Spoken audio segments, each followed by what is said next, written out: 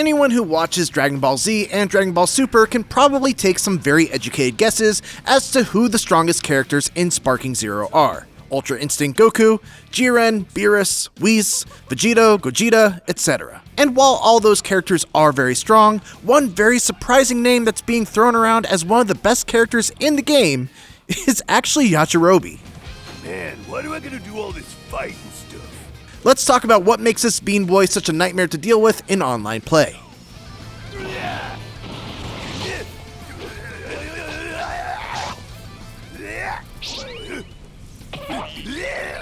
I'm gonna make this count.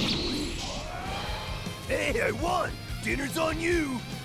Let's get this out of the way. When we're talking about Yajirobe being a strong character, it's exclusively for DP battles, which is a mode that assigns each character a point value, DP, that estimates their relative strength and then lets you assemble a team of up to 5 characters that must have a total DP of less than 15. Yajirobe is a 2-point character, which is the main reason why he's so good. You can fill your team up with fairly strong characters and then slot Yajirobe in the last slot to hit the maximum of 15 points. Sure, he's slow, he can't fly, he doesn't have a beam blast, and he just throws rocks as his basic key attack. But his health is the best among the other 2-cost characters, outside of full-powered Master Roshi. His attack power isn't terrible, he comes into the match with 2 skill points already built up, he's able to use Super Unyielding Spirit as a last resort to quickly enter Sparking mode, and get a damage buff for just 3 skill stocks, and most importantly, he's got arguably one of the best skills in the game, Senzu Beans. The Senzu Bean skill is so strong in Sparking Zero because it's the only skill that offers full health restoration,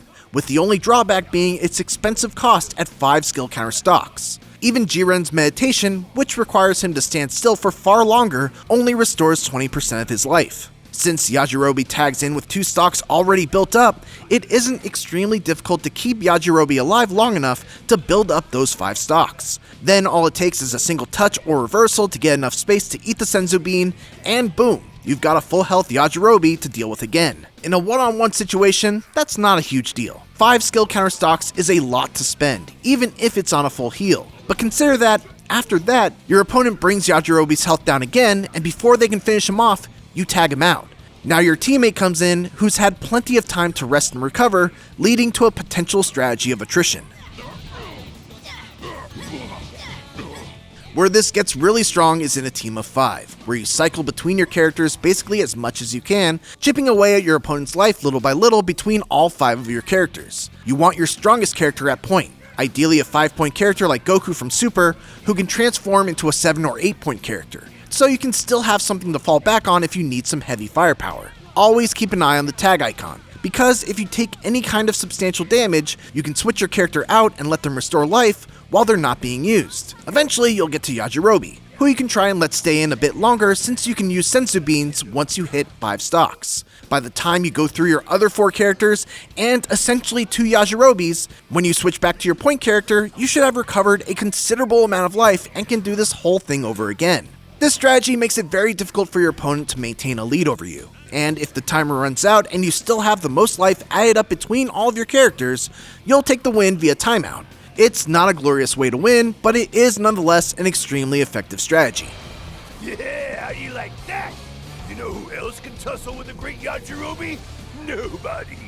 Now let's talk about some counterplay. If you see your opponent switch to Yajirobe, priority number 1 is, obviously, don't let him eat his bean. His basic key attack is garbage, so he can't really fight back if you play the mid-range game against him, and will be forced to commit to a Dragon or Z-Burst Rush, which, if you can scout, can be sidestepped and punished. Keep an eye out on his skill count meter, and when you see it hits 5, do not let up on pressuring him. Use Ki Blast to interrupt him the second you see him reach into his pocket to pull out a bean, or if you're very far away, instantly use a Z-Burst Dash to try and stop him before he finishes the animation. It takes about 2 seconds for him to eat the bean, but if you touch him at any point before the animation finishes, he won't regain the life. Be careful about launching into rush attacks, as all it takes is 1 successful super counter or vanish counter for him to get enough space and time to eat the bean. It turns out that Bandai Namco has taken notice, and is promising a nerf to Yajirobe's stats in the future. We'll see whether that takes him down a peg or nerfs him into oblivion, but for now, you should still expect and be ready to deal with plenty of Yajirobe players, especially as you get deeper into Sparking Zero's rank mode. Thanks for watching, and for more Dragon Ball Sparking Zero, make sure to check out our combat guides and head over to our ever-growing wiki on IGN.com. And for everything else, keep it here on IGN. I like fighting you. It reminds me of how I can still improve.